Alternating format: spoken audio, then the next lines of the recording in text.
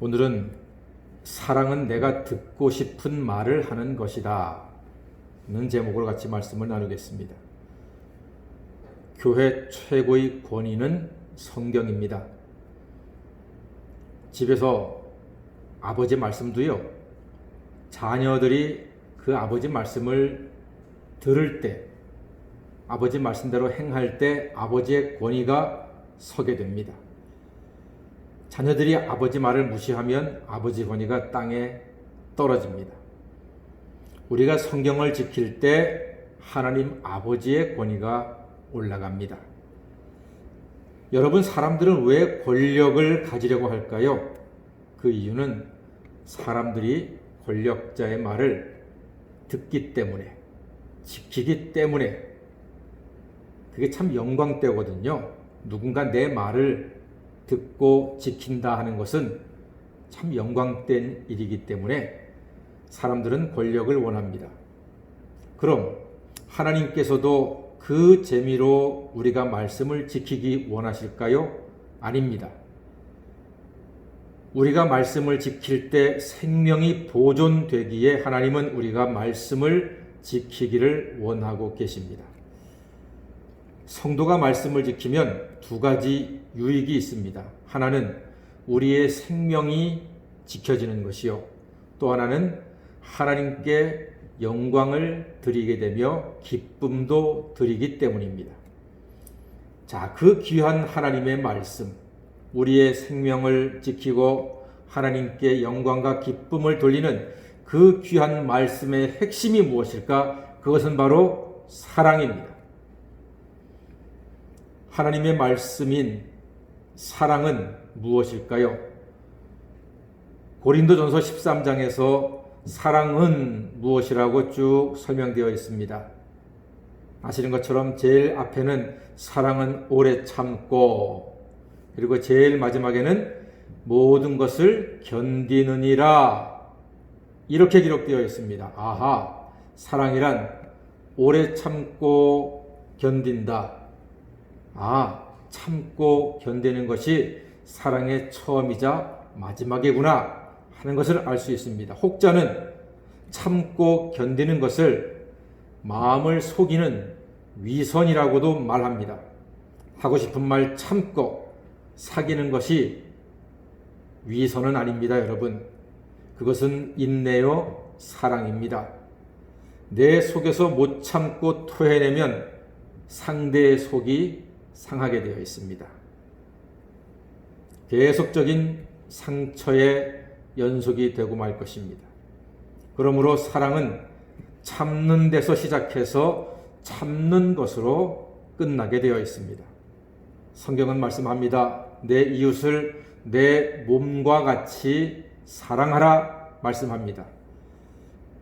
내 이웃을 내 몸처럼 사랑하라 하는 이 말씀은요, 십계명 중에서도 수평적인 사랑을 관할하는 법입니다. 하나님께서 시내산에서 모세를 통해서 주신 십계명은 두 사랑이죠.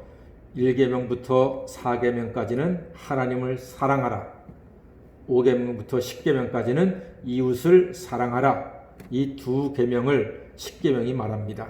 그래서 사람 대 사람의 사랑, 수평적인 사랑이요, 하나님을 사랑하는 것 수직적인 사랑이요. 그래서 이 십자가의 모양은 수평적 사랑과 수직적 사랑이 결합이 되어서 온전한 신앙이 이루어진다, 이렇게 해석을 해도 크게 틀리지는 않을 것입니다.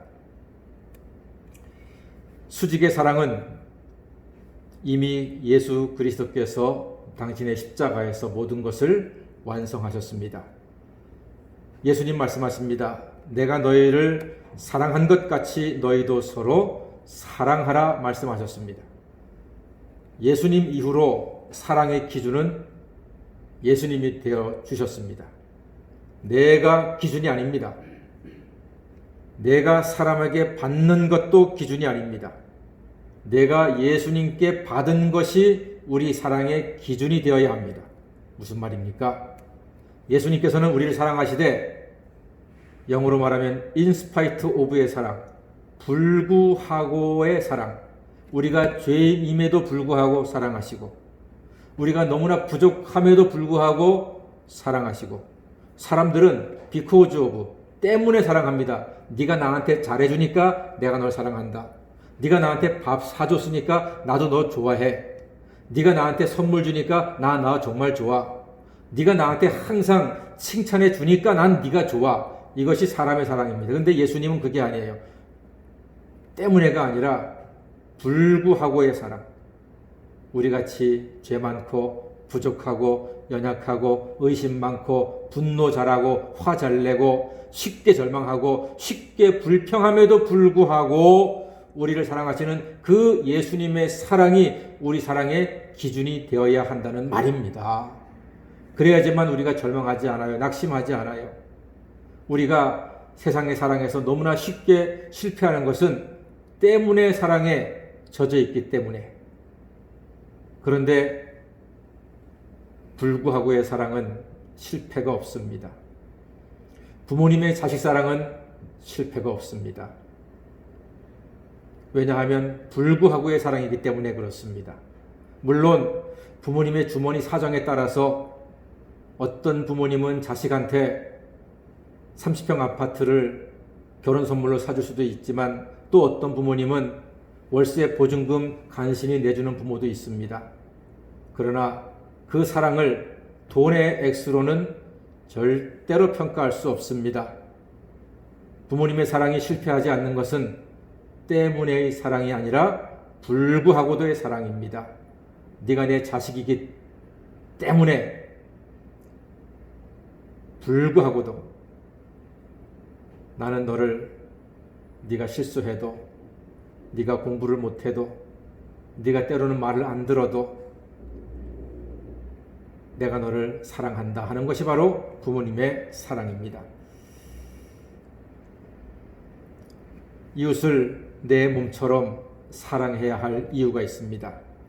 그것은 이웃을 사랑하는 기준을 나한테 두라 하는 뜻이 담겨져 있습니다.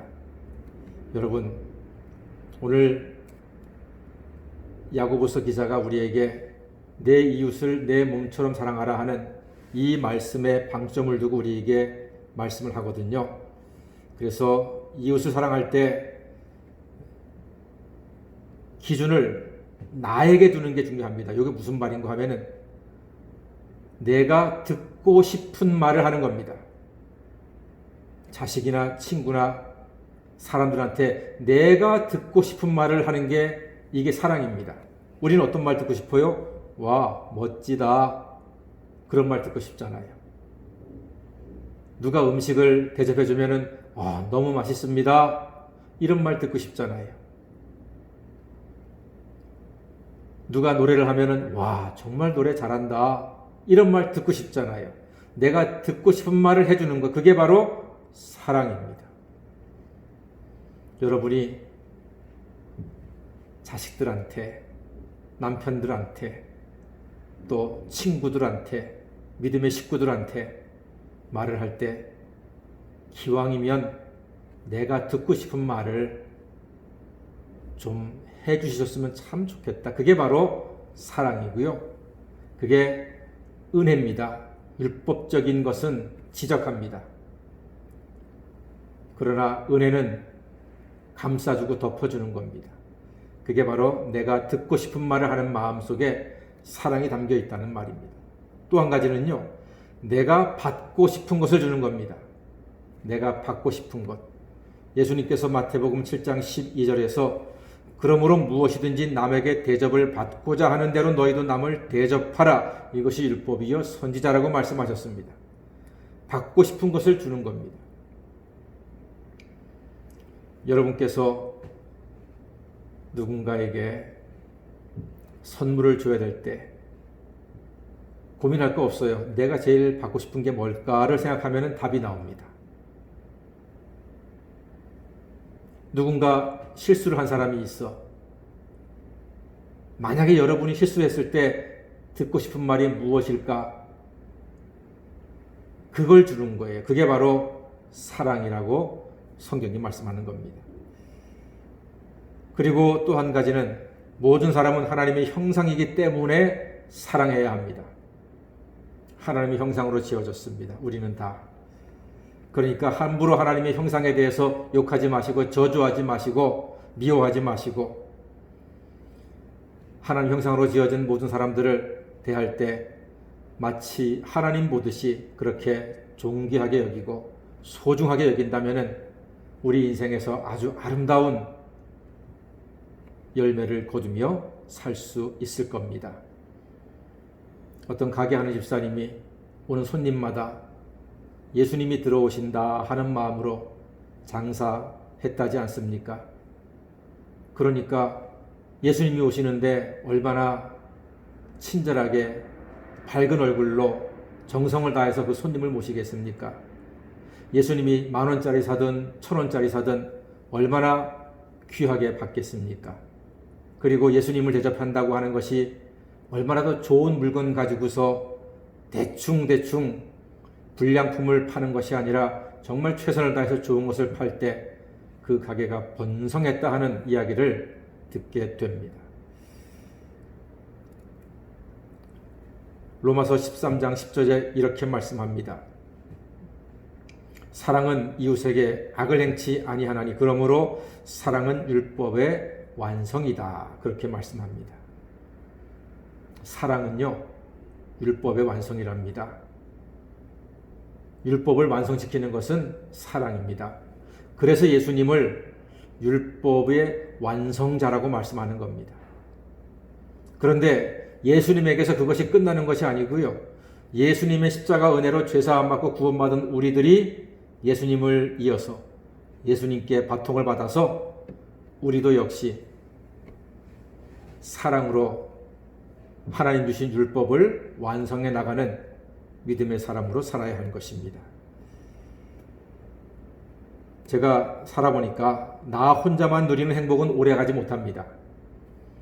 함께 누리는 행복이 오래갑니다.